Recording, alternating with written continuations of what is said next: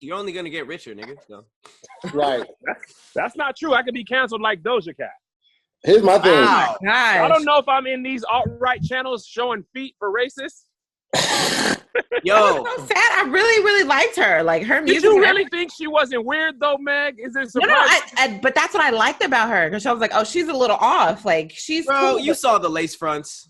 You know, you're not off, but not racist, huh, Meg? No, I didn't think she was a racist. And then I'm really like, yo, you was really in these alt-right. The crazy thing is she black and she racist against us. Like, no, nigga, them. Be against them. And she was. What if she came out? What if she came out and was like, I was just getting research for us guys. Research? Feet? Scouting? And you don't need no research for feet. You know people are perverts when it comes to feet. It's crazy because she listed this whole apology, and then that same day they uncovered more footage of her like, man, I hate 4C hair. God hated me when he gave me 4C. Oh, no. And so I just pictured her like, well, wait, packing up all her stuff. Like, she did an apology? She did a full apology, and then that same day, more videos of her came out. She's ridiculous. Right. What up, Keon Poli? I just made fun of you on IG. Speak of the devil. What? Yeah, are you in jail? Why are you like so far away? Come closer. He said, are you in jail? Yeah, you're like so far away. What was I finna say? Yo, so I was looking at somebody sent me this article. Actually, no, I was on Facebook. It was over the weekend in St. Louis. There were, hold on, let me get it right, man. Please read it verbatim because you know you can't paraphrase for nothing. People started Shut up, moving man. into houses. Is that You the say what? phenomenon? Shut People up, are man. moving into houses in St. Louis? Because you Shut sounded Shut really up, Pat. Shut up. excited. You making Kev? It's just a little chicken, man. Ain't nothing. You understand me? Oh, chicken. Kev, do you season it yourself or does your wife season it? I season it. Oh, okay. Hey, But I'm not amazing at barbecuing. I'm not Tahir. I'm not CP. I just cook food on a barbecue grill. I'm not a griller. Can we see it? Oh, how often do you use? Like I'm on my grill. Like I'm not gonna day. subject myself to the comments. I'll live. Can we see the shoes? I want to see the shoes. Nope. You didn't even put on the right shoes. If you ain't got on slides with socks, Kev, that food finna be trash. I'm not even gonna subject myself to it. So if you ain't got on the Apostle Paul 2s, I knew y'all was gonna ask to see it, and I'm just not gonna subject myself to what y'all finna say and what they're finna say. But so you're grilling on this show. You knew it was gonna happen. Yeah. I know, and I knew that I was gonna stand my rights to not have to show what's on the barbecue grill. I respect the towel over the shoulder though. That's some real fat dad shit. That's just fat black. Yeah, I respect it. So in St. Louis over the weekend, there was 19 shot, 4 killed over Memorial Day You weekend. wanted to share? Jesus, to hear? Already?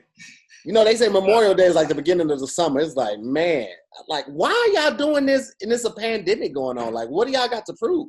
There was a mass shooting last week in Arizona, I believe.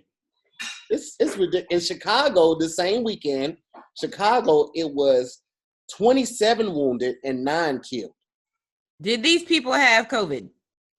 No, these are gunshot victims. Oh. They were all outside? This was all during the lockdown? Bro, did you see the footage? Yes. Did you see the footage from the Ozarks? Yeah. Yes. Bro, like, they just don't care. They just like. Wait, is that the party that was in Missouri? Like all of them? Yes. Man, it was lit. I'm not gonna lie. I was like, oh, if only I had a mask and I lived in the Ozarks, I'd be there. And they was like, well, they took our temperature before we got in the pool and all of that. They were giving out hand sanitizer. It was like. But the problem is people don't understand what being asymptomatic is, you guys. Like exactly, man. It doesn't. You're not gonna have a temperature if you're asymptomatic. You have all type of COVID on you and don't have because you have a strong immune system or whatever. Bro, like, when are y'all gonna feel safe? When are y'all gonna feel safe to go outside? Never. After they say it's over. When is it gonna be over though? Never gonna be over. Ever. I don't think it's ever gonna be over. Well, that's what I'm saying. Like after they raise the shelter-in order. Or they come out with a vaccine a month after that, that's when I will feel safe. I wouldn't even feel safe. No, here's the thing about it though. It's basically the flu. The flu has never gone away, y'all. Like we just have a flu vaccine. That's what I'm saying. It's not gonna go away. It's never gonna go away. I feel safe now though. Do you? Yes, because I'll be fine. Keon, you're in an underground bunker right now. Right. Talking about you feel safe. Like I have a friend who just hit me. He was like, I had it, and I lost my sense of taste and smell, and then it went away. Like that was it. Damn, I think I had it. I definitely lost my sense of taste. I lost my sense of taste. My blood pressure was high and never had still been eating high. though. Still eating, but I had no joy in it, and that was the worst part. That You're is like, I true. don't know what this tastes like, but this Wendy's. If I couldn't taste my food, I'm just not. I'm eating the bare minimum. Right, that's the easiest way to lose weight. Oh my gosh, I'll accept that. But you still need food for substance, though. You still need. That's what I'm saying. I would eat just what I need, and that's it. Like I put in. Right, I'd be eating all type of salad. How were there mass shootings this weekend? What? Bro, them people couldn't wait to open up the mall and fire off them rounds. I'm like, bro, y'all just wait for the outside. You play Call of Duty, man. All right, wait. The following question is true. This is a real question. I'm not trying to be insensitive. This is an actual question. Do like shooters and killers, do they wait for Memorial Day? Like if they wanted to kill somebody like last Thursday, would they be like, look, I'm gonna just wait for Memorial Day weekend? Like, do they actually like save? Is that like a thing? Like every year, do they just? I'm assuming they plan out where they know a bunch of people are gonna be out at one time. Yeah, I'm assuming. I don't know. Wait, I've never done it. Were you talking about mass shooters or are you talking about St. Louis? Because that wasn't a mass shooting. That was somebody shooting at somebody else, right? In St. Louis, it was, but the mass shooting, I think that was. Mass shooting, I think, was in Arizona. Yeah, but that was like last week. So all the things in St. Louis, that was just like crime. So they put their problems off until Memorial Day? I don't think so. That makes no sense. Why does Memorial Day have high stats every year then? Well, because it's the beginning of summer, and it marks like the first holiday for summer, and so people are like, now we're out, and crime goes up when people are out. People just don't be doing. So in the wintertime in St. Louis and Chicago, people are just be like, man, it's cold outside. I'm not going to be doing this. I don't get that. Why not shoot a nigga when it's cold outside? I think you just don't be going out. You might not be going outside as much. Therefore, you're less likely to come into confrontation. That's how everybody knew Juicy Smollett was lying. Because like, nigga, nobody's outside. Too cold. Oh, that's true. Cold to other states is very different. Yeah. Yes, very, very different. That's one thing I hate about being in LA. You can never say it's cold outside without people from other states being like, you don't even know cold. I was born in an icicle. Like, bro, 20 degrees outside is still cold. Yes, you are colder, but I am still cold. I was born in an icicle. Tell me I'm not cold. I was born in an icicle. Yeah, do you think your body has got acclimated to like the temperatures out here versus?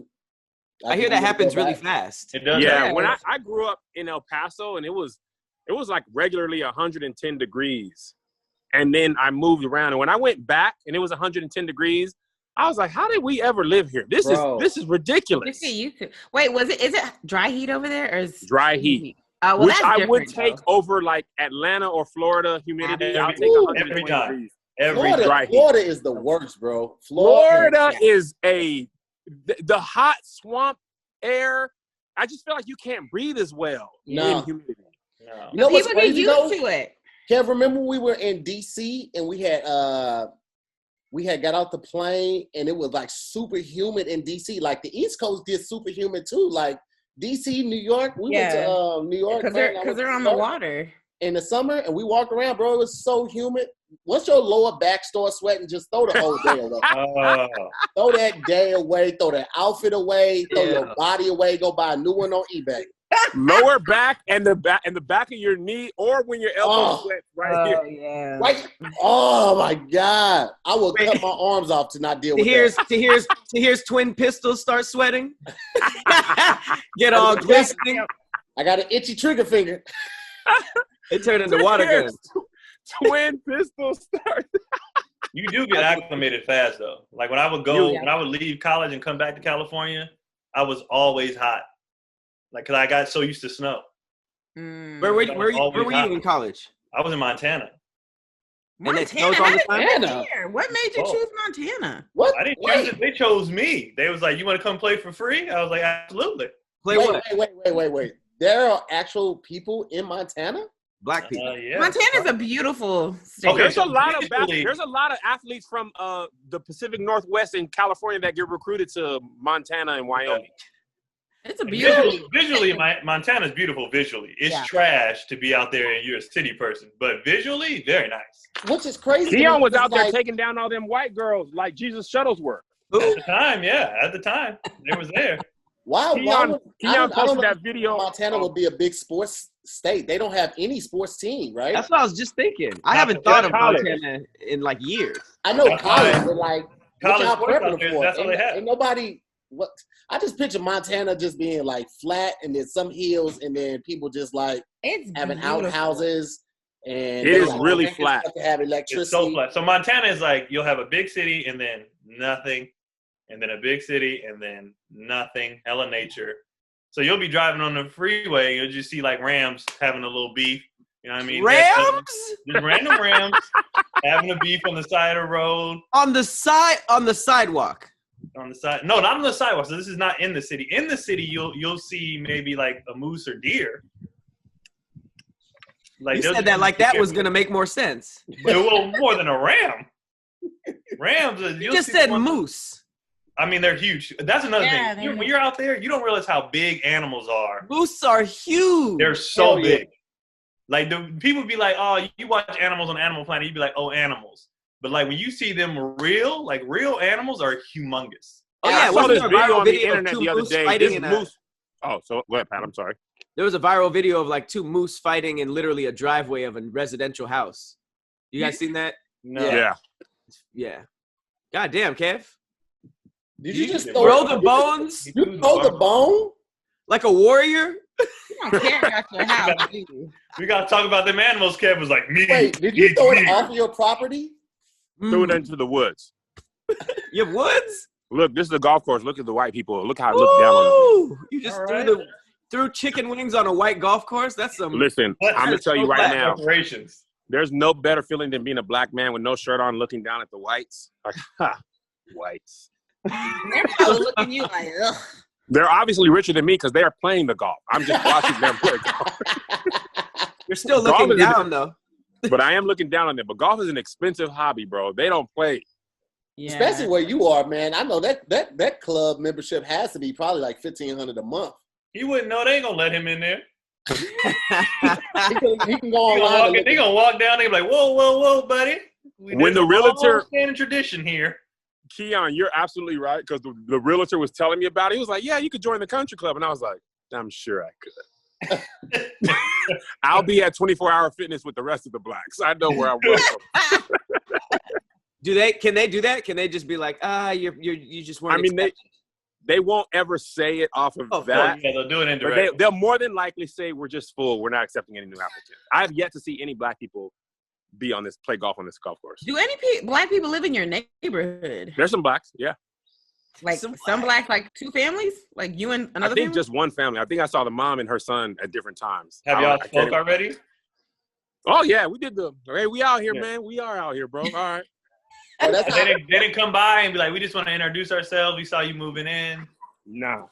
They don't want to be guilty by association. Rich black people are different. Like when I'm not rich, but I stay in a good neighborhood. So when I see black people in my routes, I be like, I tell them like, "Hey man, there's a Facebook group. It's called Black in Glendale. We meet." I'm not kidding. I'm not. Oh, that's kidding. real? That's a real thing. Oh, I thought you have a Facebook group called Black in Glendale. That sounded like a good joke. What y'all be talking about in there? We do Black in Glendale. Yeah, we do events. We do club crawls, all that type of stuff, bro. You know what's funny is how there's a running joke that black people have meetings and y'all really have black meetings. No. Like, y'all really have meetings. I told you. Kev, I want to know what person was like. Show him, Pat. Kev, look at your screen. Look at what? Look at your screen. Oh my God, it is real. Yes. Oh, you know I'm gonna pull it up. That's wild. What if there's white people in the group? They just want to see where y'all go, so they know, guys, don't go there tonight. Bro. Everybody that gets accepted, you have to do a face-to-face sit-down interview. You lying? Really? Are you in it? Yeah, I'm in it. Wait, who does your intake process? It's a whole panel. They question your black knowledge. You gotta spit. No, they don't. They do not. No, nobody. He was with them for a minute, and then he was like, all right. Y'all in Glendale. That's where I got off the boat. It's 500 people. I'm telling you, bro, we deep. I want to move to Glendale just to join the group now. It's lit, bro. We be doing Broadway in the park. Oh, that sounds fun. Well, I be seeing some black people in the store, and I be like, depending on what they buying and like what they got in their cart, I be like, I'm not inviting them to the group.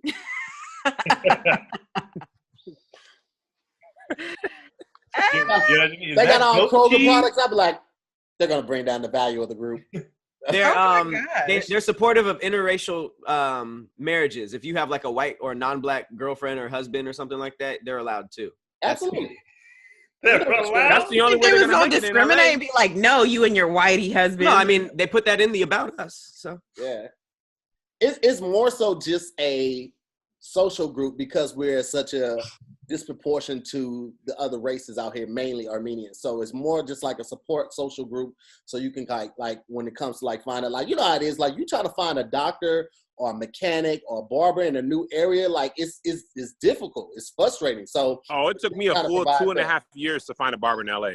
Yeah. See, the group provides that. Everybody has answers. The group provides that. Yeah, man. Is there dues or union fees?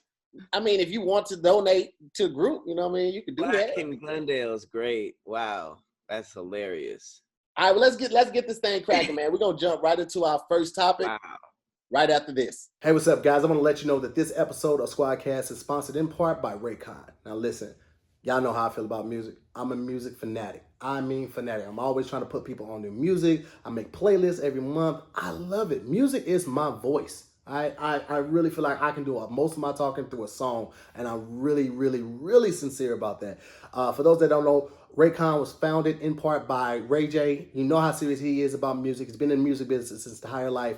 He is not going to stamp his name and his approval on something that is not up to par, okay? And I can guarantee you 6 hours of playtime, these are perfect for listening to your music when you're on the go or in your house, or you just got people around and you can't listen how you want to listen. Pop these bad boys in, man, crystal clear, quality sound, okay? Seamless pairing. As soon as you open it up, they're like, okay, where you want us to go? What phone we hopping on right now?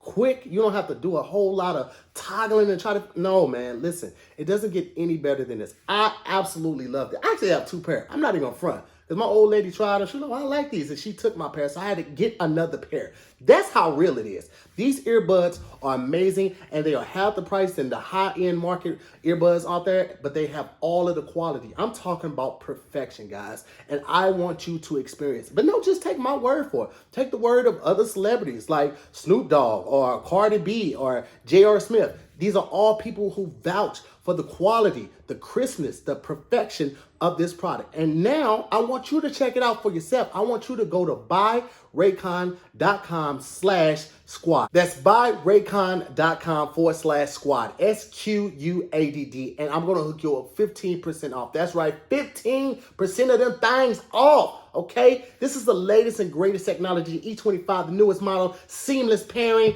I'm talking 6 hours of playback. You can't get anything better. It don't get no better than that unless you buy 2 pairs and send your boy one. But then, you know, I'm not asking, not begging. I'm just saying that's an option that you do have. I'll talk to you next time. Peace. Chicken, my God. All right, first up. Man, wait. Look at this. Chicken in the mouth. Look at this. What? Okay. My nigga. You don't even eat chicken right. Did you eat the gristle? This is why they say they shouldn't have never gave us money. This is why right here. You know those cameras they leave out in the forest and animals be coming up to it and they just be like.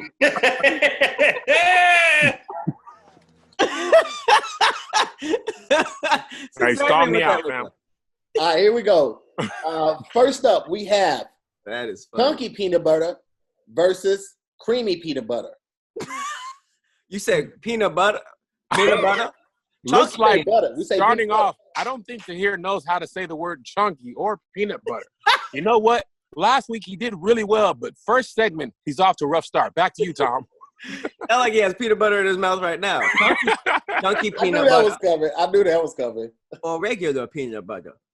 Chunky peanut butter is fire. All day long. I feel like it just gives you an extra, like, hey, peanut butter is great, but you know what? Got a little surprise for you. Crunch, crunch. Yeah, I like the chunky peanut butter with honey. Man, where they do that at? Yeah, are you adding honey in your own chunky peanut butter and trying to make it comes with it. It's just, I've seen that. No, I've seen that. It's lit. Honey, woo, fire. Chunky peanut butter, I feel like it just makes the sandwich more filling. It does. You gotta eat more. And it just seems real. Like, it just, like, when you bite if it's just creamy, I'm like, this isn't right. This isn't how. But you know, the only issue is when you have chunky peanut butter and you add it to something else. When it's with like a sandwich, you want the chunky. But when you do like apples and peanut butter, the chunky one doesn't go as good. Or if you do like peanut butter, chunky's just weird. Or I use chunky peanut butter for everything, Meg. You are wrong. Because you're chunky. I walk right into that. What do you use it for? Because I just realized that peanut butter for me is limited to sandwiches. Nah, I be making ants on a log, bro. I'll be dipping my. How old are you? Y'all still eating? Yo, I never stopped with ants on a log. Good. When I got that snack as a kid, I was like, for life. You gotta start calling it something else, though. I don't have to start. It's still.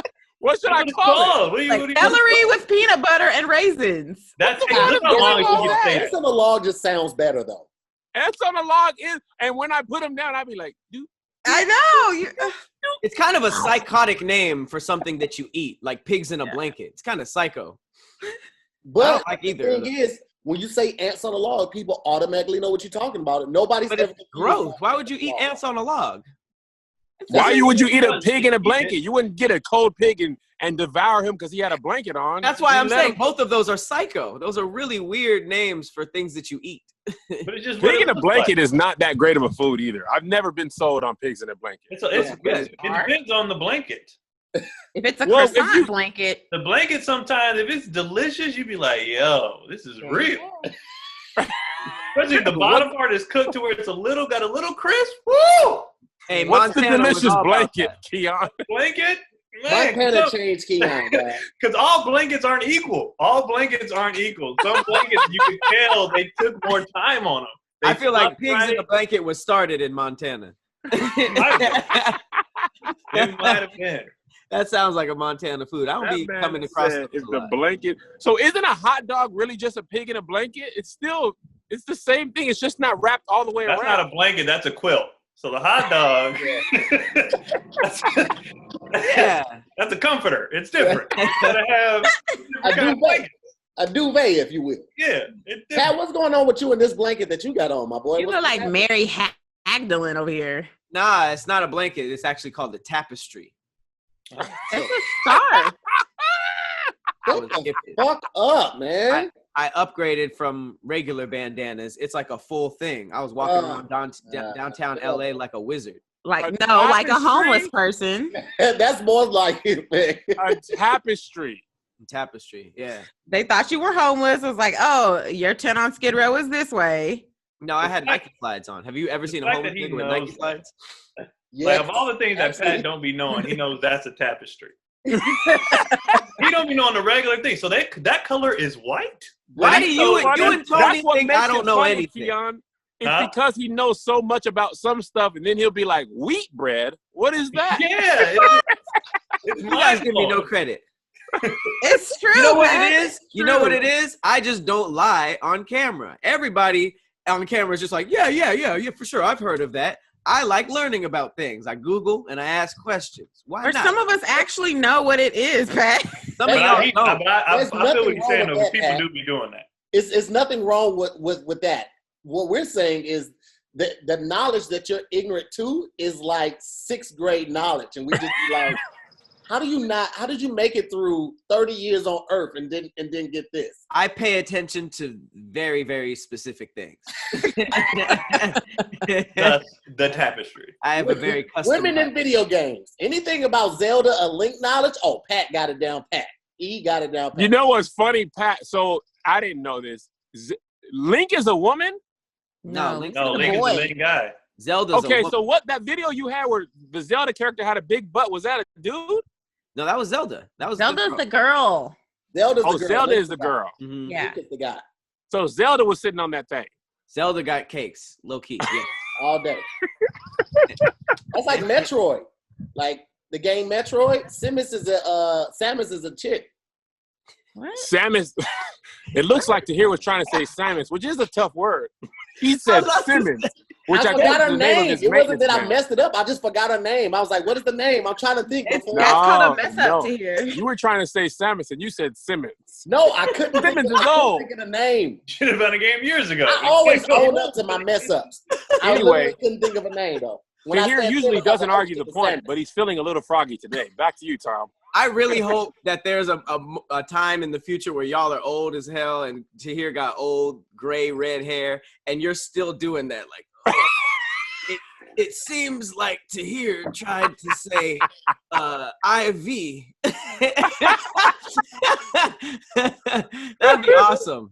Yo, you know what's funny about that, though? Me and Tahir played Words with Friends, the like Scrabble one-on-one. He beat the brakes off me, bro. I mean, it was Because he didn't have to say those words out loud. points, You just can't say 45 it. points. I was like, okay, so you obviously know these words. Your tongue just dropped out of high school and your mind got a PhD. That's hilarious. That makes it Your funny. tongue was out there smoking a cigarette in 8th grade. Like, yeah, man, That forget means school. that means in his head the words are like solid gold in cursive, and it's just like tapestry. Say it to here, and then he's just like tapestry, and his mind is like, yo, what the dickens was that? You know what it is? Mine has an accent. My mind stays in the suburbs, but my tongue is in the ghetto. Good. Tahir's mind dips a feather pen in ink and says 20 years ago and seals it with a candle wax. But then that word has the other day and shit. That word has to cross train tracks to reach his mouth. I'm telling you, my tongue stays in the bad part of town, man. That's what I really want to do. His tongue stays on Martin Luther King, but his mind is in the hills. His mind is in the hills looking over a golf course. But his tongue? Around the nose area, that word starts locking his doors. Oh, snap. So hold on, Tahir. In your brain, so as the synapse fire in your brain, that word is perfect. The closer it gets to your mouth, the closer it gets to the inner city. It gets out of a Tesla, and it got to transfer on a bus. Bro, let me tell you something. Once you see gums, you went working 24/7, right? My mind is so diligent. My tongue is a drunk. He just be doing whatever. That nigga be coming to work late, bruh. He always tardy. He got 30 right up, dog. Your tongue is peeing on the side of a 7-Eleven at 4 o'clock in the afternoon. And I'll be so upset because he got so much potential. The crazy part is your tongue comes from a good family. He made these choices.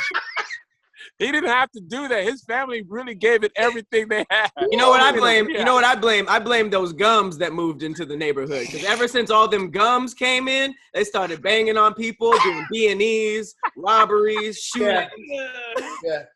Gums kind of took over. The gums were like crack in the 80s. Like it was rampant. Because they were regular size at one point, and then they just exploded, bro. They started selling teeth. I can't stop laughing. Once they started selling teeth on the streets. Shit went to hell. Hey, it's to the point where I literally asked Farron, I was like, yo, am I getting dumber? Does this seem worse? She was like, no, you've always been like this. You just haven't had nobody call you on it. I was like, Yeah, because the people you were hanging out in St. Louis didn't know the difference. Like that too, probably. I'm trying to connect creamy or chunky peanut butter to this. I know get this. off the boat. Where I'm lost is where Kev did the reporter thing. What was he saying? He tried to say salmons or whatever. The Samus. I was trying to say Samus. Samus. Okay, so that's what got us to hear his mind. And then Lincoln Zelda was before that. Zelda was that, and then me not knowing anything was before that. I don't know how we got there. Kev said ants on a log. Boom. And that there you go, Keon. Okay, cool. That started the spiral. All the way. That was the missing piece. Ants on the log. Okay. That was the missing link. Yeah. Oh, that was a cool little callback. Uh-huh. But anyway, does anyone here like creamy peanut butter? I hate creamy peanut butter. I actually haven't eaten creamy peanut butter since I've been able to make my own choices in life. That was my first joy of getting my own apartment when I was at the store, and I was like, yeah, chunky. Now I make the rules in my house. But also, one thing I totally underestimated when I got my first apartment is how expensive seasonings is. When I had to buy like salt and pepper all by myself, I was like, yo, this thing was like $4. That's not talked about so long though. That's not talked about enough. The first time, it lasts for a long time, Keon. But when you have to buy all that from scratch, bro, it was like $60 in seasoning. Your mom just has that stuff, and then you buy it one by one. It's never really expensive. You got to buy all that stuff at once. I was like, I can't be on my own. I can't even afford salt and ketchup. Having to choose between salt and ketchup is a rough. Bro, I had to go to the dollar store to buy plates. I had ran out of money buying salt. Also, you're never really fully prepared for how quickly produce dies until you get man. No, you always think you got one more day, especially with bananas. Bananas, man. Bananas and avocados will turn on you so fast. I think he tried to say avocados, but he says elvocados, which is an avocado that elves eat. Anyway, he tried so hard, but you know how 4-syllable words are for him. Too much to ask. Back to you, Todd. You say elvocados for elves? Raspberries are low-key trash, too, because when you go in there, they'll just be half moldy. And the night before, they were fine. They do get moldy real fast. Avocados die. Spinach pisses me off too, because it'd be fine, and then the next day it's like, if you don't cook us today, we're checking out. We're gonna melt and weather away, and we're done. That's very true. Wait, what is the third peanut butter? Because you know how there's always 3. It's always chunky, creamy, and something else. Is this regular? Why is regular different than creamy? No, I think creamy is regular. No, creamy is regular. No, the third one, it's like thick. Isn't one called thick peanut butter or something like that? I think there's just chunky. I think there's just regular, which is creamy, and then chunky is the differentiator from. This is not your standard creamy. This is chunky. Right. Nah, because the generic brands always have 3. It's usually always less sugar. Oh, is it like the light or whatever? It has like no salt. Less sugar. Oh, okay. Okay, that makes sense. Oh, never mind that whole thing. That's trash too. I never get that. I always get the natural peanut butter with no sugar. That's peanut. It's good.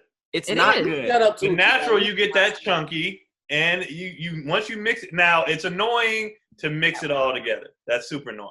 Yes, but I just learned this trick, y'all. If you get that kind, you're supposed to mix it together one time, close it, flip it upside down, and put it in the fridge, and it is perfect. I didn't realize that. I saw it on the instructions. It was like, flip it upside down. I was like, oh, they put this in the instructions. I tried it. I was like, this is the genius thing I've ever heard. I've tried to do the whole natural thing, but at the end of the day, Jiffy and all the like main name brands that like add sugar and all this bad stuff, it just makes it better. It's like salad with dressing. So. Not with the peanut butter. Yo, I think we need to just accept that we like some bad foods. Today, I made a video about buying Velveeta, and people were like, it's not even cheese. It's cheese product. I don't care. I don't care though. I like the taste. I don't care what it is. But don't you mix Velveeta with regular cheese to make it stick more? Yes, you do. That's the whole point. Like, but it's like McDonald's. That Tory Lane's McDonald's video. Everybody acts like McDonald's is trash, bro. Right. I be still eating McDonald's. I don't. We know. We can see. I ate Carl's Jr. like yesterday. Okay, I didn't have that the other day. Yeah, I don't make it. It's so crazy. We all do fast food, but I'm a snob when it comes to like fast food. Like I can't do Carl's Jr. I just like. Where do you go? Me? Yeah. I'll do McDonald's. I ain't gonna like, but I have to be in a pinch to get McDonald's. Like the only thing you can't say I'm a snob for that, and then say I like. Wait. Only thing I would get from McDonald's like willingly is a fish fillet. Willingly? Who have you at gunpoint? Like order, nigga. The things, the fish fillet. You're buying a You fish might as well have fillet? said the McRib. You might as well say. Yeah, absolutely, it's the best. He said creme de la creme. The phrase is creme de la creme. It's the creme de la creme. He said creme de la creme, folks. But he said it like that to seem fancier. He was like, but it's the creme de la creme. That's wrong. You know what? I went into it knowing I didn't know what it was. I was just like, maybe I'll say it right, or maybe they'll let it go. Here has trouble with English. We don't know why he's using phrases from other languages. Tahir started off by saying I'm a fast food snob, and then right, and then said say, but I don't do Carl's Jr. I do fish fillets at McDonald's. Fish, fast food fish should never be in snob together. Like Tahir, when you order the fish fillet, somebody at McDonald's checks their pockets and they're like, "Hold on, do we even have that fish fillet? We might have one underneath the ground." I don't remember that. There are certain locations that still do fish fillet Fridays where you get 2 for $4 or 2 for $5. So don't even play. It's all about them trying to get rid of inventory. I don't care. I was just talking about McDonald's breakfast. I didn't know you went there for lunch and purposely ordered a fish fillet. Absolutely. You got to tell them, I want a whole slice of cheese, because they'll give you just a half of a piece of cheese. I need a whole slice of cheese. Does fish and cheese even go together? No. It don't go together. It does on the fish fillet. Wait. I can't think of any other instance where you put cheese on fish. Because it don't match. Let me tell you something. There's no better bun. There's no better bun at McDonald's than the fish fillet bun. I don't know why that bun. Isn't that just the cheeseburger bun?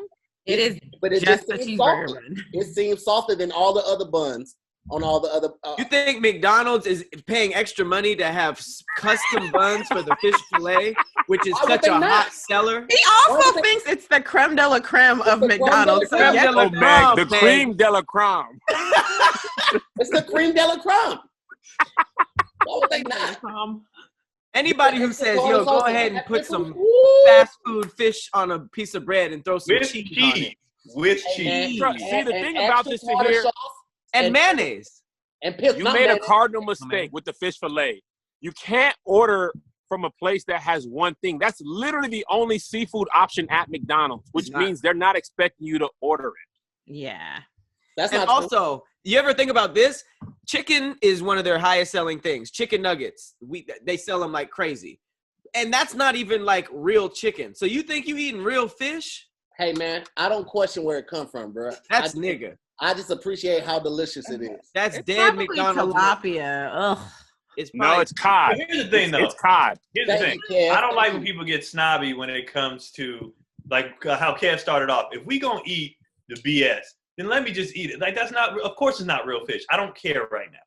I don't care. Like I don't like when people try to health up my fish. Well, that's the thing, though. Tahir was the one who said he was a fast food snob, then said he likes McDonald's fish fillet. If he would have just said, I like trash, and said, I like McDonald's fish fillet, I'd be like, cool. Like, I like the two tacos from Jack in the Box for 99 cents. I love that. I don't know what's in that. It's hot lettuce. I accept that. You know they got the minis now, too. Hot lettuce is in there. That's what you can't put the lettuce and then put it in the grease, but they do that, and I don't question it because they don't care at all. Listen, when you think cream de la creme, you think fish fillet.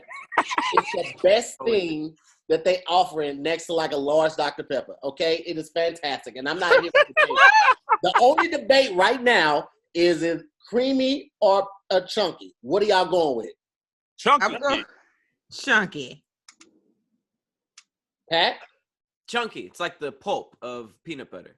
Yes. Okay, that's an interesting way of putting it. Keon? Chunky, easily. Okay, Chunky's have it, man. We unanimous for the first one. Chunky's all day. Unanimous. Okay. I didn't say that. I said unanimous, Meg. You shut your face. Okay, I'm gonna let that slide. I'm not gonna call you out. It's unanimous. We're gonna jump right into the second topic right after this. Hey, what's up, guys? I'm to hear more, and I want to let you know that this episode of SquADcast is sponsored by Hawthorne. And fellas, let me tell you something. I'm a cologne connoisseur. I don't want to smell like anybody else. I'm one of those people when people ask me, "Hey, what you got on?" Man, I don't even know. It's a gift, I can't really tell you. I absolutely know, but I'm not telling nobody. But let me tell you something. If you go to Hawthorne right now, you can get a personalized scent, something that no one else can have, right? This is for you. And then when people ask you, what do you have on? Be like, it's custom. It was personalized for me. The gods came down and put all of these amazing scents together, and they gave me one for work, and they gave me one for play, and I can't tell you what it is because I don't even know what it is, and you won't be lying. Guys, let me tell you, it gets no better than this. You go to hawthorne.co, you fill out a 2-minute survey, you tell them what are the things that you like to do? Where do you like to go? When you go to these places, are you the loudest person in the room? You like to sit back and observe? You like to mingle? What do you do when you drink? You drinking beers, cocktails? You drinking whiskey neat? That's your boy. What it is that makes you you. And they take all this information and they make you personalized scents, one for work, one for play. That way, when you walk into a room, you stand out. People attach so many things to scents, especially good memories. Don't you want to be a good memory? And with Father's Day coming up, ladies and gentlemen, take advantage. Your dad is tired of socks. I'm tired of socks and ties and gift cards to restaurants that I never wanted to go to. Okay, you know what I want? I want to smell good. That's why I love my scent. My scents, I'm going to read it to you. I have a fragrance that was created by Oliver, and it is a fresh and aquatic scent. That's me. Fresh, light. I like the citrus. I like a little sandalwood. And guess what? In my play, I have a warm and aromatic scent. Okay? This is me. They nailed it. I put in that information and they gave me exactly what I wanted. But guess what? If I didn't like it, I can send it back because it's 100% money back guarantee. They're going to get it right. They're going to keep going till they get it right. And no other company is doing that, guys. You know how it is when you buy a cologne. You know how, as soon as you open that plastic, you stuck with that forever. Now that Hawthorne, they want you to be happy. And I want you to be happy as well. So I'm going to give you 10% off your first purchase. That's right. Go ahead and go right now. All you have to do is log on to hawthorne.co. That's HAWTHORNE.co. Enter our promo code SQUADD, SQUADD, and get 10% off your first order. It doesn't get any easier than that unless I did it and bought it for you. But guess what? That's not going to happen. That's just not going to happen. What is going to happen is you take advantage of this. And I'll see you next time. Next up, we have HBCUs versus PWIs. What are PWIs? I didn't know what that was. Of course. It stands for predominantly white institutions.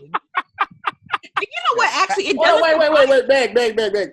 He says that with the black T-shirt on. Sit up, Pat. Let us see your T-shirt. What's on your T-shirt? Black by popular demand, and he doesn't know anything. What a predominantly white institution is? I don't understand the Yeah. Do you know what HBCU is? Yes. Say it. What does it mean? Historically, it's a historical black college. Or university. Well, I mean, obviously, you probably could figure that part out. Obviously, I took a whole tour of the South to every HBCU to decide where I was going to go. I was going to go to Morehouse or Duke. And Duke? they never once said PWI once. Never once. Wait, here said PDF, which is the portable file, but he was trying to say PWI. I think he's thinking about how to export the document so that most people can see it. Back to you, Todd. That's when I first found out that Florida was different, because they said, oh, on the tour, they were like, by the way, alligators come up out of this this crevice in the middle of the college, and some of the students have pistols. I was like, oh.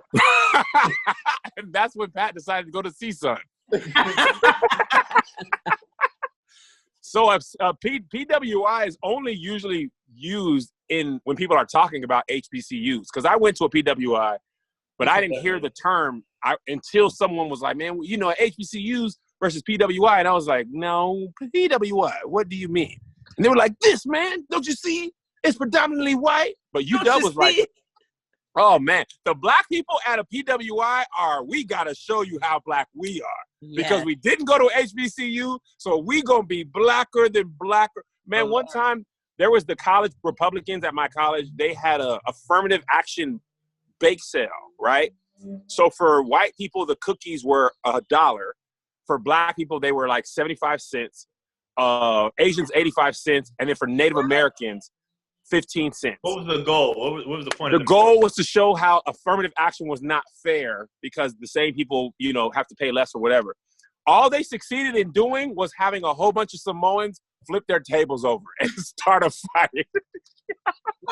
These people, all the Samoans from the football team and the black dudes from the football team, we was all up there yelling, right? I bought a cookie. And they was like, Kev, you can't buy a cookie. I was like, it was an oatmeal raisin for 75 cents. Listen, I want to make the point with you guys, but also this is a great deal. But also I'm arguing. Wow. So, bro, we arguing, fight, like pushing, yelling, screaming. Bro, the Samoans wasn't here for no confrontation, no conversation. They came and was like, how much for Samoans? The dude was like, 35 cents. The dude picked the table up, threw all the cookies, and they were like, all right, guys, we're going to pack this whole little situation up. We didn't really want these types. Oh, he flipped the table, knocked the tent down. The white people were like, all right. And they never had nothing like that for the rest. That was my freshman year. For the rest of the 4 years, there was no more demonstrations. That was the dumbest demonstration. They thought that nobody was going to question them and nobody was going to pull their whole card.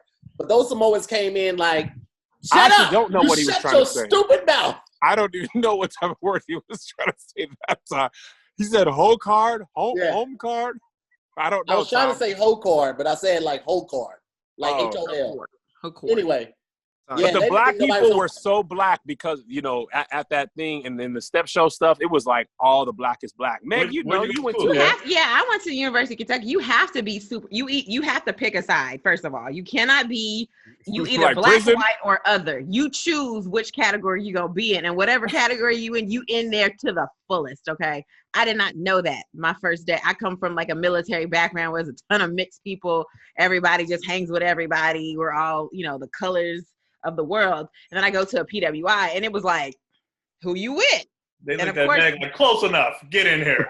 I know, the white people was like, you're not. Meg, you described it like it was your first day in prison. Like you were either with us or the Aryan Nation or the Mexicans. It was very much like that. The black frat in high school. And then like because what will happen is you'll go into a class that has like 400 people and sometimes you're the only black person. And I learned very much about my blackness because I had to. Not, you know what I mean? Like, and I appreciate that experience so much at a PWI because at HBCU, I wouldn't have learned as much as I would have learned about myself because everybody would have looked like me. Does that make sense? That makes a lot of sense. What were you about to say, Pat? Oh, I said that the black, all the black frats didn't even ask me. They saw Pat outside playing the violin. They was like, nah, he good. I would walk by the desks and setups all slowly and stuff like that, like walking all slow. Huh? You say something? No. Somebody coming in? Oh, I thought somebody said you over there. Wait, did they sense like you were part of the like you wanted to do a white fraternity? I didn't like the idea of a fraternity. So I didn't go to any of the fairs. I didn't go to any of the the Rush Week or Hayes Week or whatever they have. I didn't go to any of those. That's the white stuff, Rush. Yeah. I don't know. I never really liked the idea of that. Black fraternities or white fraternities or fraternities in general? Oh, in general, not because it was black. I just meant fraternities in general. I thought it was cool until I went to the Circle City Classic with a friend of mine. What? I went. My boy is from Indiana. He was like, "I'm gonna take you out there, right?" So I love the Circle City Classic. Oh, I had a great time until I was dancing on this chick. I was almost in there, and these Kappas came through stepping, and everybody had to clear out and fuck my chances up. I was like, I'm done. I hate every single one of y'all. I will never, ever be a part of something so devious, something so terrible that you would mess up my potential smash because you want to twirl a cane. You're all gay. That's what, like, in my mind, that's what happened. I was done at that moment. Wait, when it was done, did you not go talk to the girl or she was going? Like, when you in a club and you have a window. The moment was ruined. I was in her ear. I was like, you know what I'm saying? And they came through and it was over. The moment had passed. I couldn't find her again. Keon described it like they came through like they were a train. And then they're like, they do. Because here's the thing. Once one fraternity starts strolling and stepping, another one comes right after that. And you can't break the line. You try to go through the line, that'll start a fight. You got the Kappas come, then the Alphas come, and then the Omegas come. Here was trying to say alphas, and he said apples. He's hungry, and that's really affected a lot. He's having a tougher episode than usual today. Last week, he had a great effort. He said the Kappas and the Alphas. Back to you, Todd. What made me mad, too? It's like I really like to dance when I would go out, you know what I'm saying? So I had to wait and just sit there and watch them for hella long because, like you said, everybody else, like I was like, are there snacks? Are there beverages? Well, we're taking a break clearly. I have nothing to do right now. And then even if you try to talk to a girl, she watching the show, I hate them all. I hate every last one of them. You know what's crazy, Kiana, is that Kev hates HBCUs. Oh my So it's like God. the whole thing with him. Like he Why could. you hate HBCUs, Kev? Tahir is love consistently HBCU. trying to spread this lie because I make fun of the name of his college because it was on the second floor of a Don't Staples. be disrespectful. It's Harris State University. It's a university. Harriet Beecher Stowe Elementary College, Suite B on the top of the Staples. The funny thing is, when people try to defend him, nobody else ever knows the name of that HBCU. It's one of the ones that people don't know. It's like, yeah, there's like 80, and then people just know the ones they know. They don't know the one that Tahir went to. Yeah, he is. I've heard of it, but he was the first person I ever met that went there. I was like, oh, people do go there. Yeah, you heard of it when you were doing research on HBCUs. It is not the top 25 ones that most people go to. You went to a HBCU junior? You went to a HBCU light. Disrespect my university. What is it? What's the school called? Harris State University. Of all the schools, you chose that one to go to. You had to say that a lot. Like you wanted to go to that school. We call it HSSU. Oh. Where is it at, Tahir? It's in St. Louis. It's the only. There's a Staples over there next to Carl's Jr. On top of that Staples, there's a broom closet. It's right. All the classes are right there. Everything that you got to do. And he's also a Republican. That I believe. I wanted to go to I'm HBCU. not a Republican. Really All I'm saying, when you own small business, some of their tax breaks are beneficial. However, I'm still going to vote blue, even though Joe Biden told me that I'm not black if I don't vote for him. I think Kev was trying to say Joe Biden, but he said Joe Biden for some reason. I don't know. It's very strange. Back to you, Tom. It doesn't work when you do it, Tahir. Listen, the crazy thing is I was like, don't mess up, don't mess up, don't mess up. The whole That was what I was waiting for. If he messes up as the reporter, it's over. I would have ended the recording. I would have closed the whole Zoom chat. Everything would have been over at that point. I was also salty about HBCUs, not HBCUs, for black fraternities going into college, because you know those like those like parties or those balls that they throw when they're like when they're like older, like way older, and they kind of like all get together and they're like, yeah, frat brothers. I had to go to one of those for my dad's frat, and I forget which one it is, but the dudes there were so mean. Wait, you don't know what fraternity your father is in? No. Oh, is What color is it? How little he cares. Huh? What color is it? What color is it? Nigga, everybody there was black. No. What color are the? Just kidding, I don't know. I'm just fucking with you. I don't know, because I was just like, this is dumb, because everybody there was like looking down, and they were just like, everybody thought they were the shit. This is so crazy. Usually people whose parents are like in fraternities or sororities, like you at least know a little bit of history behind the fact that you don't even know what fraternity your dad is in. It was just exposure, though. It was just exposure. My dad just wanted to be exposed, because when I told him, I was just honest. I was like, they were kind of like dicks. He was just like, yeah, I don't like those guys either. So he's not even. So he felt the same way. Like they were kind of douchey. So I don't like those guys either. I unfairly took that into college. So I just didn't. I wasn't. How old were you when that happened? That was like early high school. Oh yeah, that's terrible timing for you to want to go to HBCU then. Yeah, because that's when I did the tour of the all the black colleges in the South and everything, and I was just like, I was down, but then I just wasn't down with the fraternity thing. I really wish I would have went to a HBCU. I really wish I could have went to Howard, and just man, my college experience was completely boring. I had more fun when I did the YouTube Fan Fest. I had more fun in a weekend at Howard than I did in my entire college. Bro, because HBCUs are just fun, you guys. Like we had one that was 20 minutes away from us. I'm telling you, every weekend we would go party there because it was way more fun. Their homecoming is way more fun. Huh? How old were you? 17 to 20. See, that's the problem with that college scene. There'd be fucking 16-year-olds and 17-year-olds pulling up like, "Hey guys," and like the 25-year-olds are like, "Yeah." That's no good. That's every you college. started college. You were 17. Yeah, I was like 17 and a half. It sucked because I had to borrow like other people's license. And hella high schoolers be pulling up, man. That shit sus. That's college, period. That don't matter if it's a black college or PWI. Yeah, I want to know the truth. I never went to one college party ever. No real college party in 4 years. I don't think anyone's surprised. Is surprised by that, Kev. Kev was trying to hold Bible studies on the same night they were doing parties. They were like, I went to way more Bible studies. I went to way more Bible studies. I went to Bible study all the time in college. We had small groups in the dorms. My homegirl was super smart. She had a Bible study on Wednesdays. It was great. You don't count. That's why your scenery behind you looks like that, and our sceneries look like this. It has nothing to do with it. You found the Lord way earlier than we did. I wanted to go to HBCU, but the white schools was like, "Hey, we'll pay for you to shoot a jump shot," and I was like, "Here I come!" And Keon, you have the best reason. You have someone said, "I'll pay for your college." That's the deciding factor. I was like, I'm out. Hey, same here. I got a full ride. No, my college paid me to play tennis, so I went with that. Yeah, but that was Mario Wii tennis. That's not the same thing that people were playing. Y'all didn't have no away games. All the tennis matches were at his college. Tahir was training. He's like, I got a match against Luigi later. Here's the crazy thing. We didn't. Our home court was at like a public park because we only had like 2 courts. That's what we practiced on. Y'all didn't have y'all own tennis courts? There was no tennis team before I got there.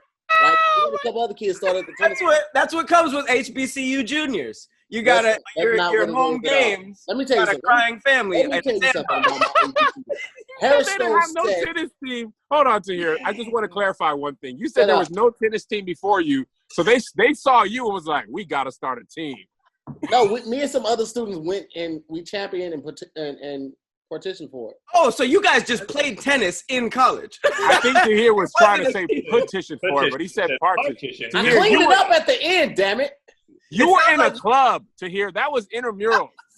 You guys were playing tennis within college. It was not a college team. They didn't recruit you. You made the team. Yeah. Friends organized it. Yeah. But that's not what happened. So when Keon went to college, the year before that, they had a basketball team. A basketball club? They came and got me. And was like, Keon had a gym. Keon had a gym. Your home games had quinceañera music.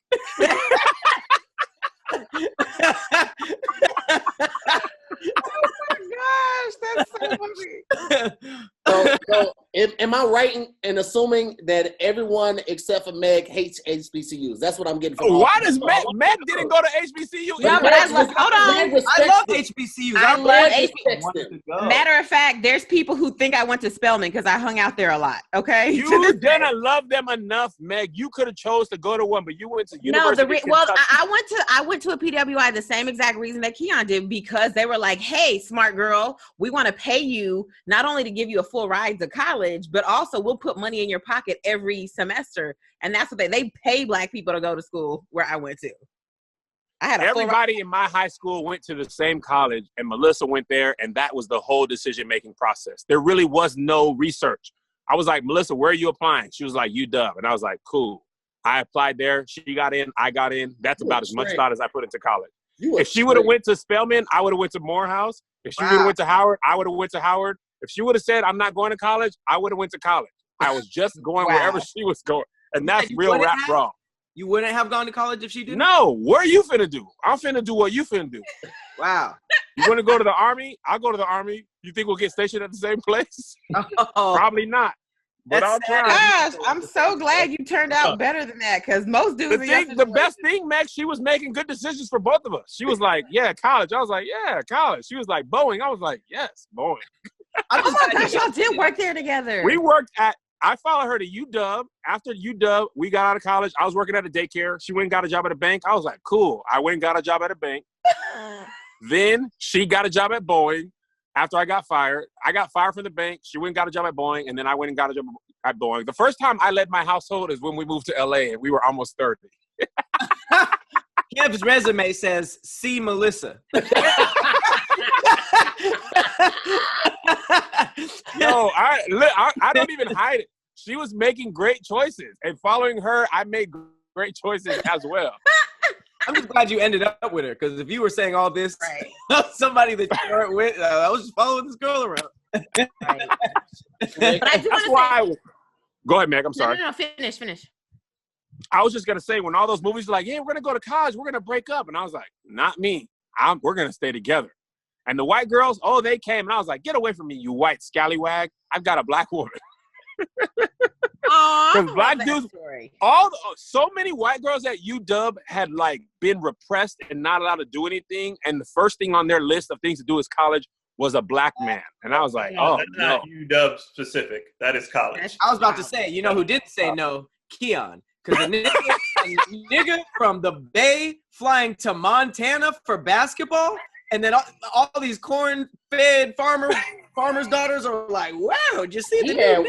White girls doing fizz all in his dorm room, just fizzing all naked. Yo, you know what was crazy though?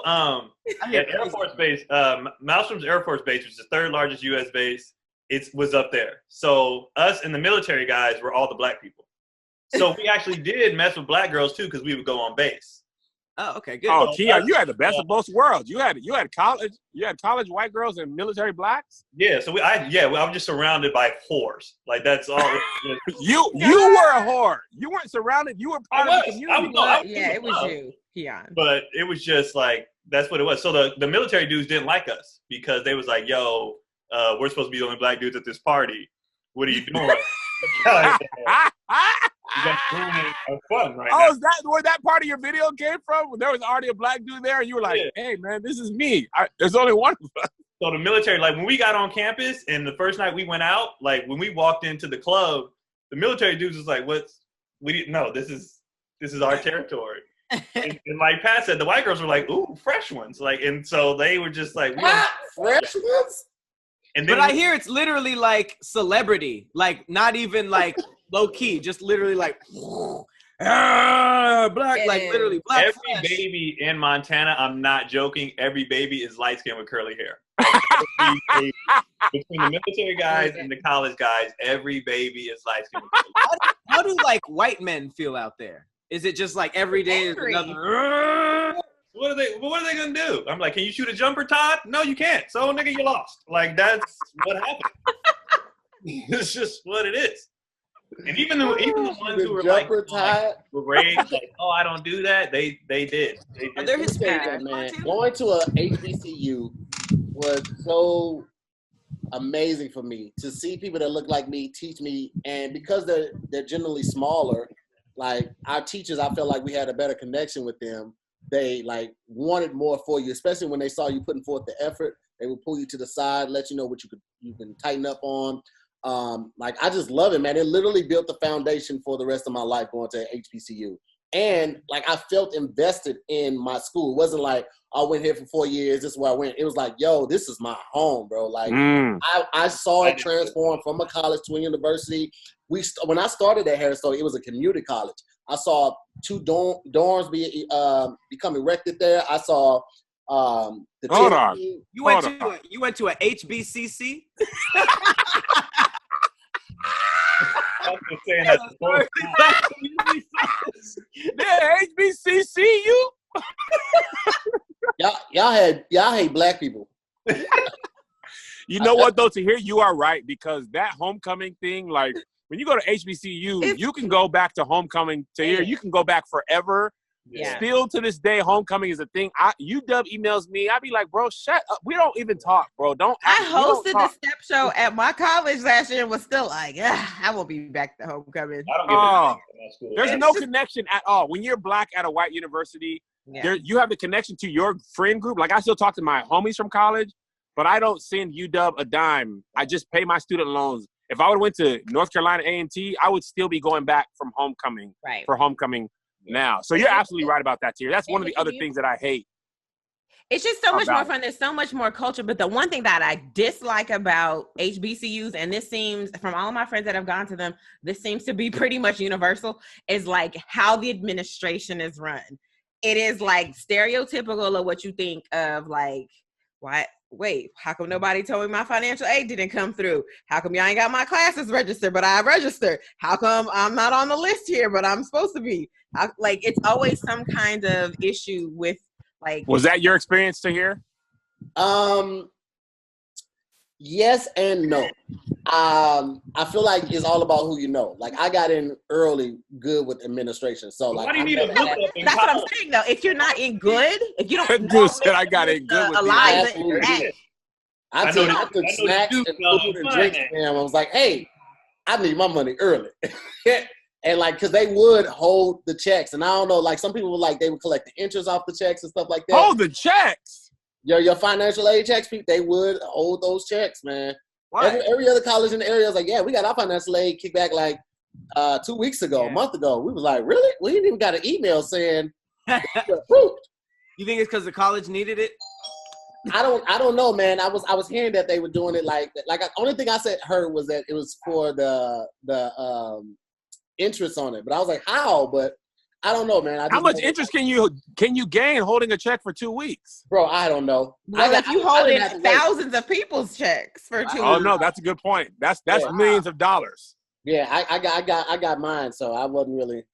And that's what I'm saying. That's the one thing that I've heard. I mean, it's been pretty much universal from every HBCU that I've talked to my friends about going to. They're just like, yeah, I mean, but it's fun though. But you gonna have some administrative issues for some reason or another. But really quickly, guys, I want to make this point right here because I feel like it's essential. We're gonna have to wrap this up because my Wingstop just got here. Oh, your doorbell. Really? I was legitimately like, I was so invested in what you were about to say, and I was like, man, this is gonna be good because All Def has a young audience and they'll know if this dude really said my. Let's go ahead and put this to a vote. Huh? Was this the third topic? This is the second. Oh, okay. This third one gonna be 10 minutes. Wait a minute, hold on. Why you get to wrap it up, but then Kev got a whole grill full of chicken that he has to wait and eat. His food is cooking. Mine is done. Mine's done. I already took it off the grill. Oh, it's all right. Yes.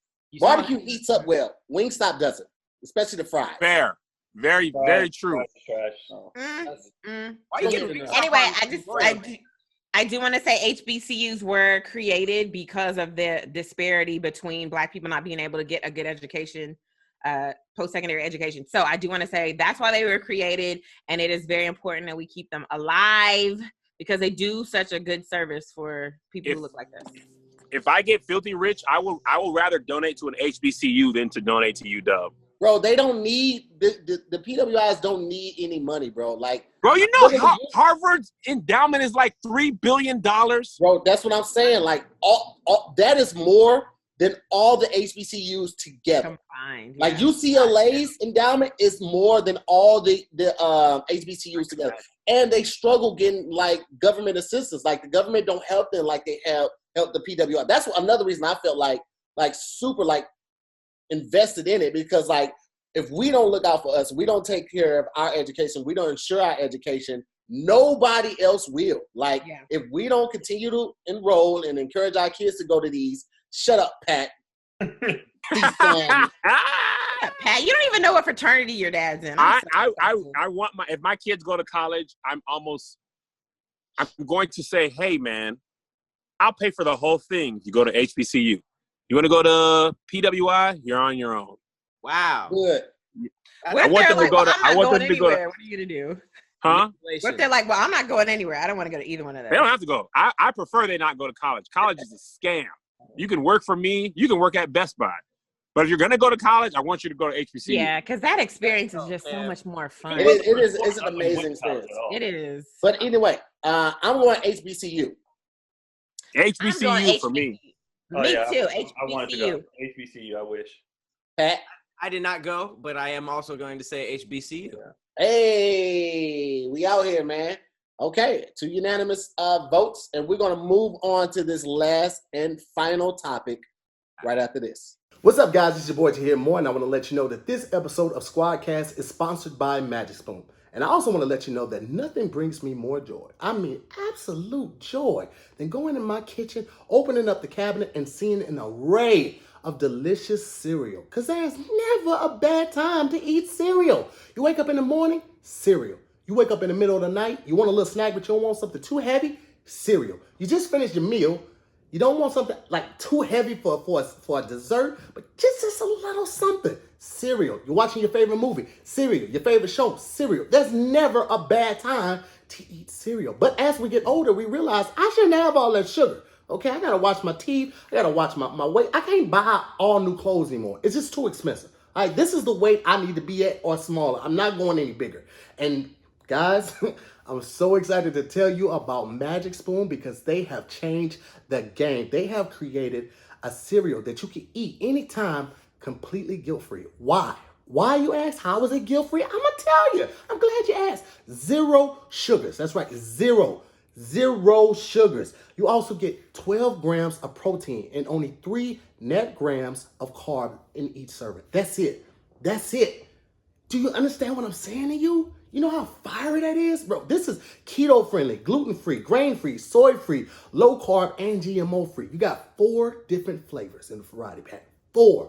You got cocoa, you got your frosted, you got your fruity, and you got your blueberry. Now, I'm going to tell you what I like to do. Okay, this is just my personal preference. You don't have to do it, but I suggest it strongly. I like to mix the cocoa with the frosted, right?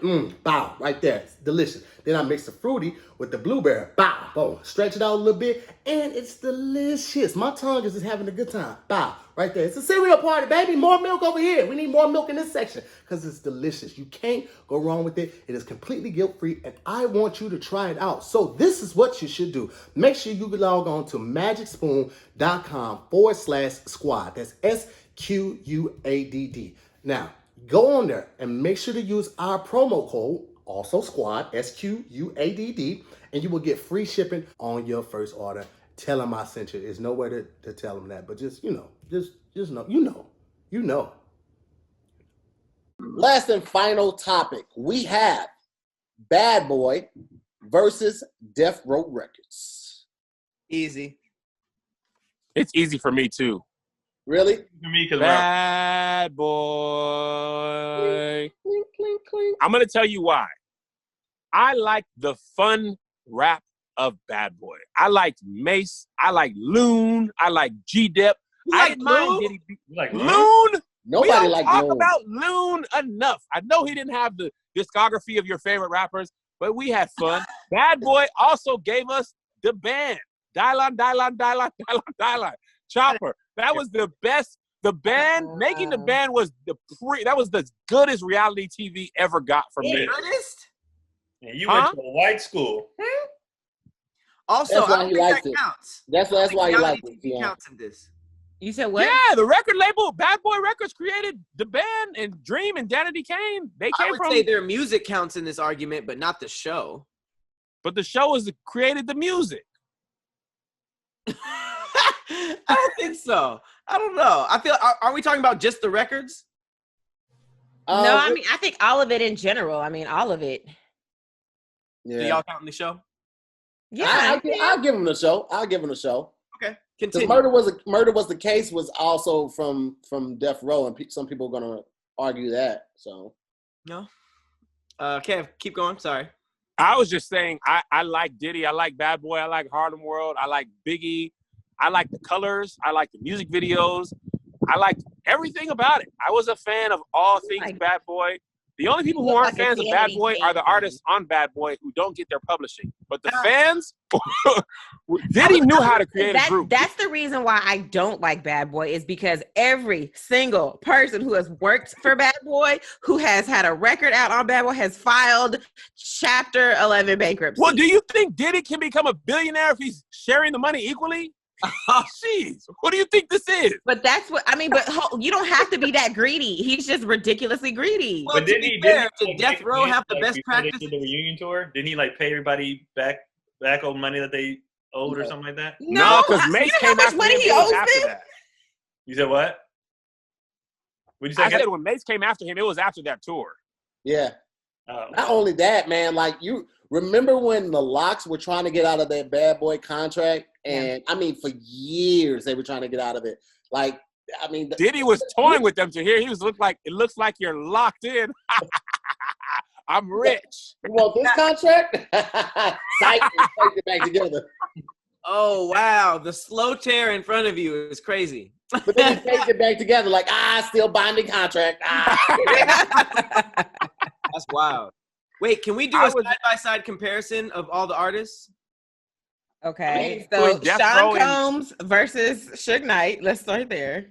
Okay, so wait. Diddy easily a better hand. Death Row had Dre, it had Snoop, it had the Dog Pound, Tupac, had Pop, had the Lady of Rage. Bow Wow. Don't you dare forget. I'm talking about early Death Row. They had Don't you dare forget about MC Hammer, Michelle A. They had Vanilla Ice. He was on death row? Toward the end of his career, yeah. You don't remember when Suge Knight hung him by the ankles out of a hotel? Supposedly that was Vanilla Ice. Really? Oh. The big red thing, that was Vanilla Ice. That's how Hollywood gets you to sign contracts. No way. Yeah, he said, "Oh, you don't want to sign it?" Wow.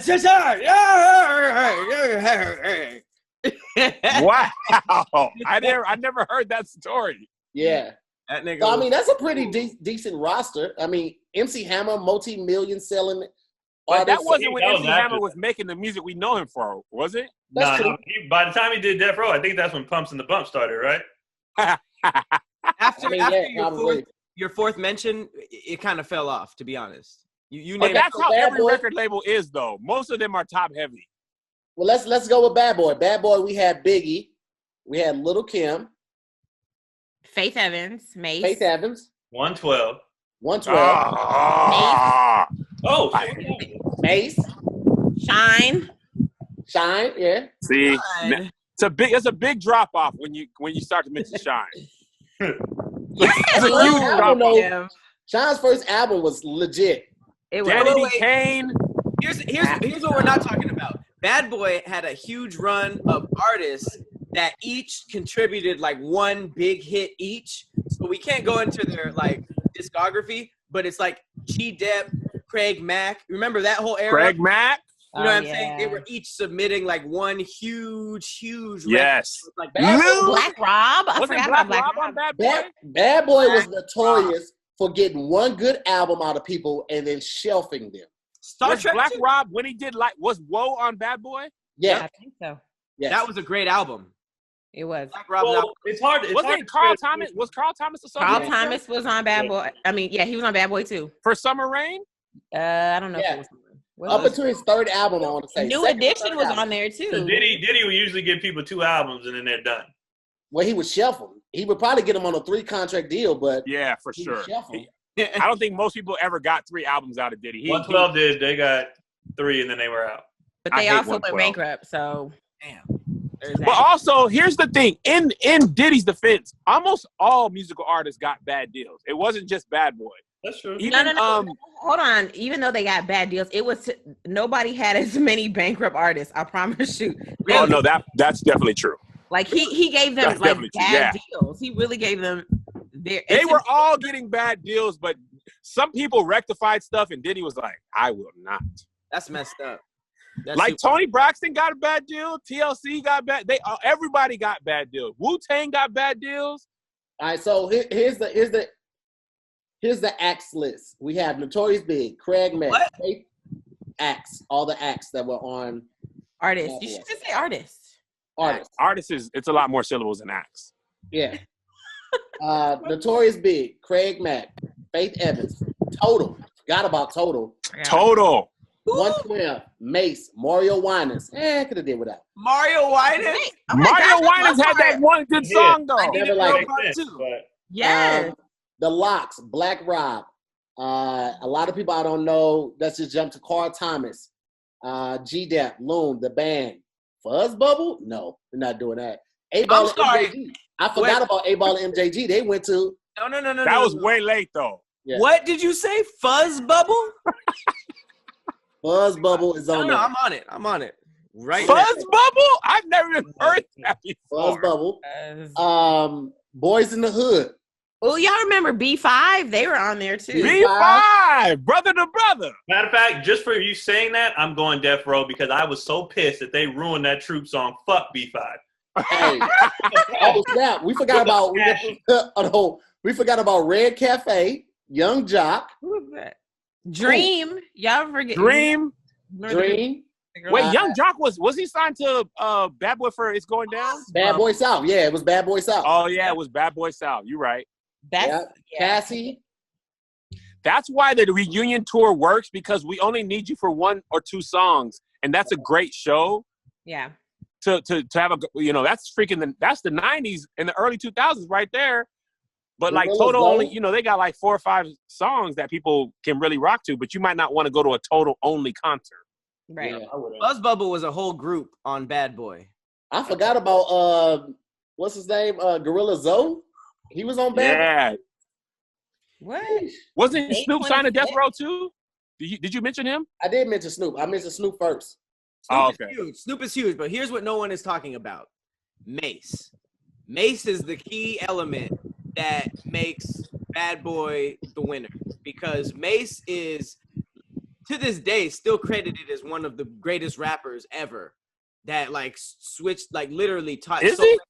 Literally, like his, basically how he flowed influenced all major artists. Like Mace was literally like that low key. He was like the Andre 3000 of the time. Not necessarily. I really like Mace. I didn't know that many people felt strongly about him though. You know, like Andre 3000 isn't really like out there as like one of the best rappers, but every single rapper mentions him. Yeah. That's how Mace was. And if you really Mace looked like he was having so much fun rapping. Like you just want to hang out with Mace. He was always smiling. He wasn't talking about killing people. He was doing this. For real. That's why it's really sad that he's not one of the rappers that's kind of still around anymore. Because he was. That's because he wanted to be a pastor, then a rapper, then a pastor. And it's like, we give you one switch. You can't go back that many times. Yeah. That never goes well. Who's the nigga in Clips who tried to do that? Not Mace. No Malice. But see, No Malice, he never came back. He stayed with the Lord. You can't come to the Lord and then go back. Then we don't welcome you back to the Lord. Mace was having a little crisis. You remember he had that little issue about the tranny that he was trying to pick up or something. Like he was going through a little crisis. That's a wrong term, Meg. That he was in Atlanta. He was in Atlanta, and that's a bad term. We interviewed a transsexual. That's a derogatory term. Oh, is it? Oh, I'm sorry. Transgender. Yeah, let's cut that out for her to hear. Okay. No, let me just clear it. Transgender. Yeah, it's bad. But you wouldn't know it. I used to say it until I interviewed the transgender person. Shout out to Wait, how many transgenders did you interview? Just one. That's enough for me not to be canceled. And on Twitter, they say it's a derogatory term. I wonder why. I thought it was just. It's like Blackie. Would you be want to get the person said? Would you be want to be called Blackie? And I was like, Michael Shea has a really good joke about it. Like it's not a longer name. Like Michael Shea has a really good joke about it. That's about tranny. Oh yeah, and then you say trans for short, not tranny. Yeah, trans. You don't have to cut that out. We didn't know. We're being educated. If you leave that in, if anything, it'll do better. That. Thank you. Thank you for helping me learn. I just don't want you to get dragged. I respect you. No, we would only get dragged if we learned and then still said it. But right. Oh, that's true. That's true. Nobody in here knew that, so it might be better to leave it in. I feel like most people. That's a good point. That's a good point. I'm so afraid of getting canceled. I just don't want it to happen to me or any of my friends. You're not Doja Cat. You're good. And if you get canceled for a day, who cares, Kev? People forget so easily. They do. So don't I always feel like worry you're canceled by people that weren't your fans anyway. Exactly. Yeah. Like, I don't feel like Lana Del Rey is going to suffer anything because I never even heard of her before this day. I never even cared, and I will continue to not care. And her fans are probably like, yeah, Lana, you're right. They're going to agree with I think your fans can cancel you if it comes out that you're not a fan of the person you thought you were. And that's what... No, that's true. I think one of the only true cancellations, R. Kelly really got canceled because people were legit fans of him, and they are no longer fans of him. That is a cancellation. If I think you don't Doja like somebody Cat's no exception, though. Huh? I think Doja Cat is no exception because we thought, like Meg said, we thought she was quirky. We didn't know she was wild like that. Yeah. But would you consider yourself like a true Doja Cat fan? Were you like buying music and going? Would you have gone to a show? No. Who? Doja Cat. I just enjoyed her music, but I wasn't like a fan heavy like that. But even if you like Say So, which also had Nicki Minaj on it and is a great song, you'd be like, oh, this new girl's pretty cool. And then you see that's true. And so are you not going to listen to Say So now? I didn't really listen to it before. Yeah, I didn't know who that's what I'm saying. Is she really canceled by any of us? We never like actively listened to her music. It just kind of came on and we accepted it. She's not big enough. Doja? I'm saying for us to be like, oh, she's canceled. Like, it's not that big of a deal because for us, you mean? Yeah, that's what I'm saying. She wasn't that big. Cleo brought this up the other day. It is kind of funny that Nicki Minaj like finally like snagged that #1 and it was like, yes, I'm back. And then this thing happened and she was like, what the fuck? Doja Cat was like, you know what's crazy about Nicki Minaj? She was universally loved at one time. It's her God. A lot of people fell off of her because of the guy she's with. Oh, that was, and her personality didn't help too. Personality, bro. No, her last couple years, like her personality was. But like, I was just listening to the Monster verse again yesterday. But that's her best verse. That's her best. It's her. And but at that time, there was like a 3-year period. She could do no wrong. Everything she turned in was absolute fame. No, it wasn't. She switched. She was the female Wiz Khalifa. Wiz Khalifa was super hot with black people when he was in the mixtape era. And then when he switched over and started making like EDM and like EDM and like stuff not for us. So then that's when I was just like, Wiz, all right, cool, for sure. Yeah. And that's what I didn't appreciate about her. She wasn't real anymore. You can't sit here and have butt implants, boob implants, and act like everything is real. Like, no, that's why people love Cardi B, because she's like, look, y'all, I got boob implants. The whole Barbie thing.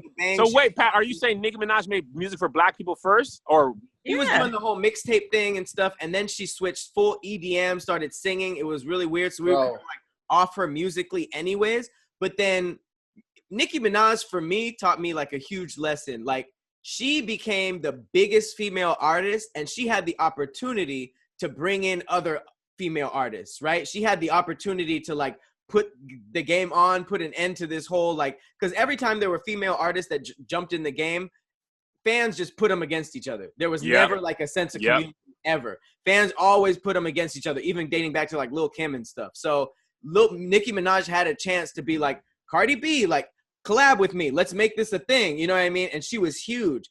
And she didn't. Instead, she was like, who's this new bitch? Blah, blah, blah, blah, blah, blah. Started this whole, and then everybody was just like, ugh, she's kind of nasty. And then when Travis Scott got #1, she showed her saltiness again. Oh, man. It was just this whole thing. So now we have Meg Thee Stallion, who's doing this whole communal women in the industry thing, but she's just not as big as Nicki.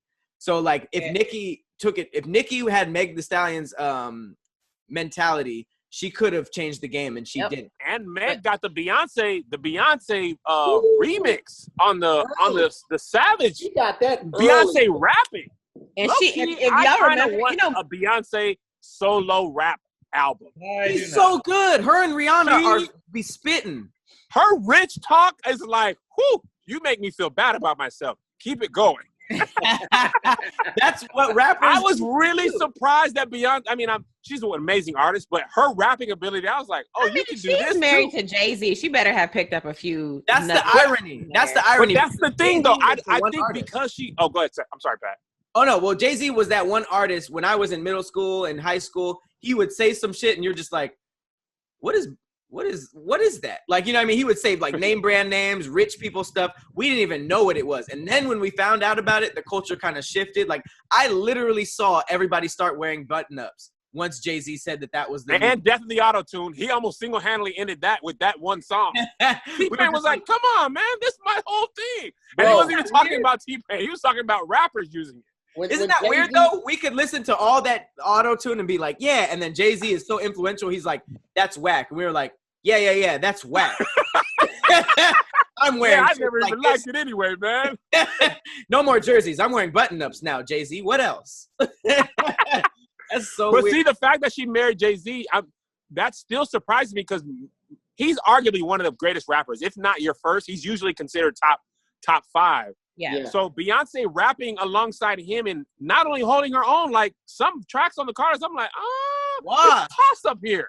Kind of why. Like she can rap. Like she really can rap. Well. She rides the track well. Yeah. She rides the track really well, and she has that authenticity. That's what I think makes what we love about Cardi so much is she's authentic. Like she never tries to be something she's not. When she messes up, she's like, I don't speak good, and I have messed up teeth. I used to strip. Like she owned all the parts of her that you would. It's like the Eminem 8 Mile thing. Like everything you would make fun of for her, she owned it all. And she's like, and I don't write my raps. So you're like, but you don't. Dang it. You already said you don't write my raps. Nope, I don't write them. But you can. No way. And she's like, and I'm not a real MC. I just like rapping. You're like, but hold on, you're not. Wait. So what can I be mad at? What can I judge you for now? Yeah. You can't judge her for nothing. And then she like Bodak Yellow. I believed her as much as I believe Rick Ross. He, and he had is he a narc or a CEO, whatever. Like when you really listen to the music, it's just, that's why I say Cardi B would have made a great wrestler because she just sells a character and you believe that character. I buy it hook, line, and sinker. And that's the most important thing about being a rapper. I need to buy the character. I believe Future has the sex that he has because he has the baby mamas to prove it. I believe it. When Future says you belong to the streets, I believe he's really living that life. Wow, that's hilarious. That's crazy. Here's the thing that I think we all forgetting, and just to bring it all the way back. So, He would make a good wrestler. Death Row. That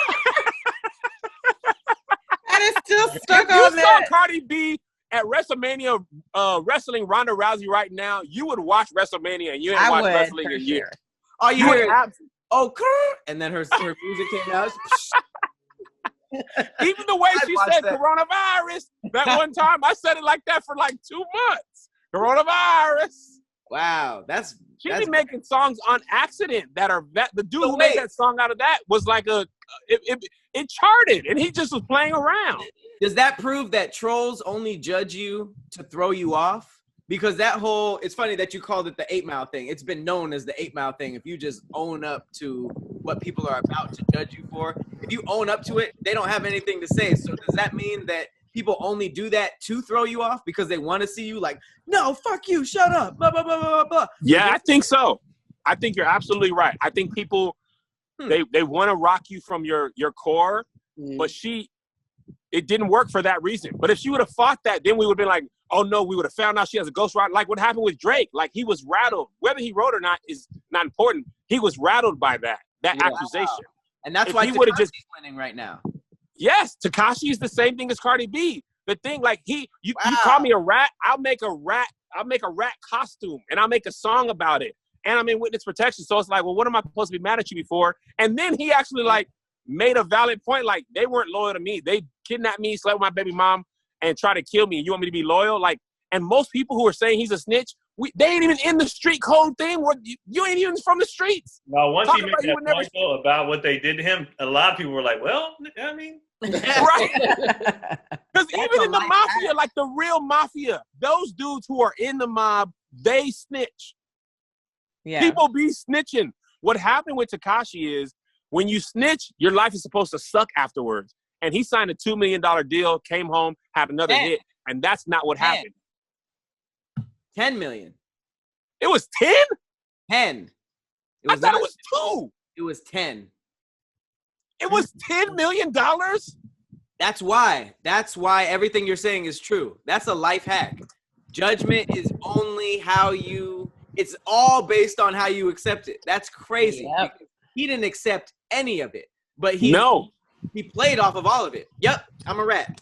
Yep, this is this. And then everybody in the street was like. Even when he was talking about Fifi, he was like, I saw one interview, he was like, Fifi is a stupid song. I don't even know why people like it. I'm not even saying nothing. I'm like, Fifi, get that, Fifi, whatever. He's like, I don't know why people like it. After that, you can't make fun of it after that. What are you going to tell him? Those lyrics are dumb. Yep, they are. Yes, I know. It's really more of a play on us, the fact that it gets consumed. That's what I said. And while we were doing the show, me and Doe and Josh, I was like, man, he basically called everybody sheep. And everybody was like, yeah, we are. Give us more of it. And we was just like, why y'all okay with right. it?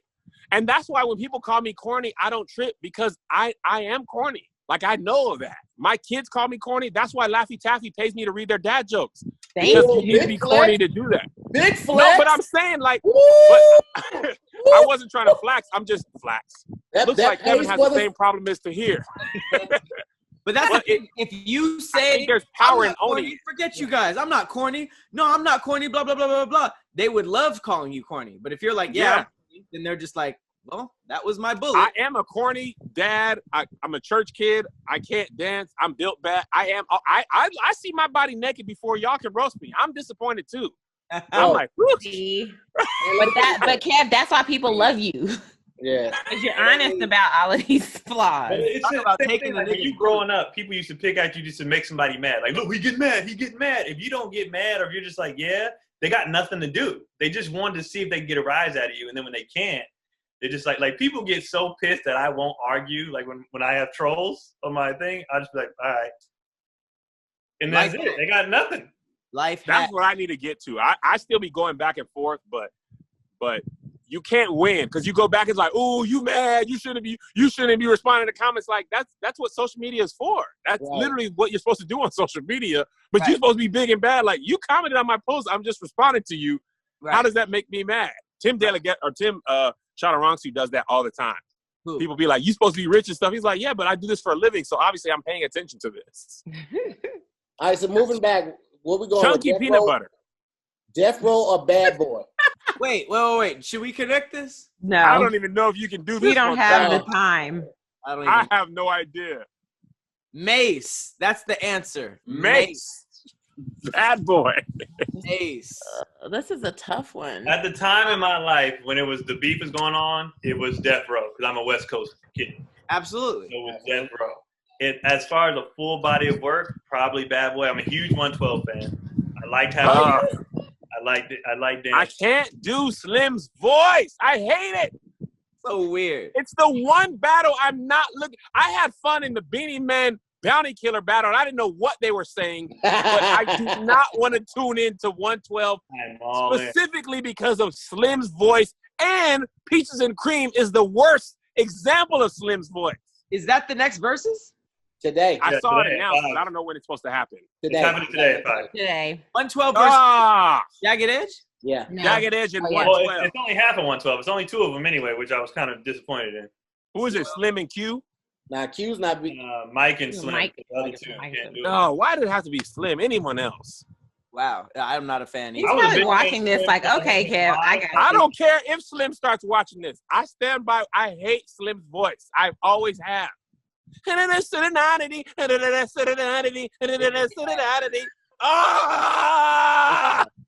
I'm not gonna lie, it's annoying. I have an annoying voice. I can't take it. Man, who are you going with?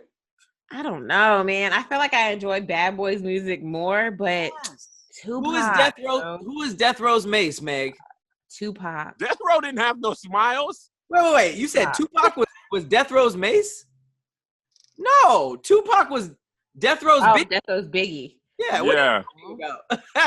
Mace. Snoop had the amount of hits. Yeah, Snoop probably was the Mace of Death Row. Snoop is bigger than Bad Boy's second person.